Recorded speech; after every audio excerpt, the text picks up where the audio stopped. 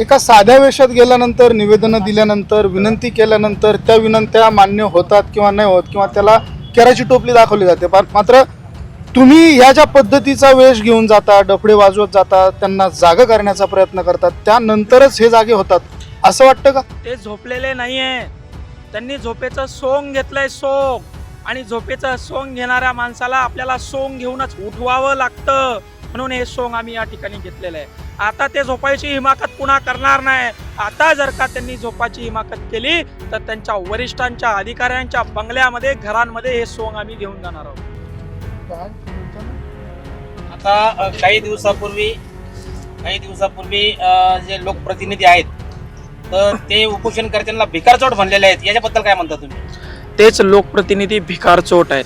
त्यांनी भिका मागून मागून आमचं खाल्लंय रे. आमच्या टाळूवरचं लोणी तुम्ही खाल्लंय रे.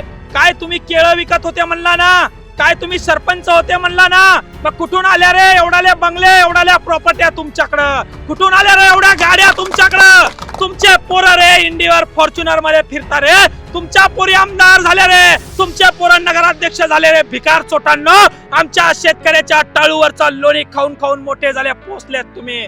कुठं फेडणार एवढा मोठा पाप तुम्ही? आमच्या हक्काचा आमच्या सरकारनं दिलेला आमच्यापर्यंत पोहोचू देत नाही. सर्वात मोठे भिकार चोट तुम्ही अधिकारी आणि तुम्ही लोकप्रतिनिधीतल्या. लाज वाटते. आम्ही तुमच्या या तालुक्यामध्ये या ठिकाणी जन्म घेतलाय म्हणून.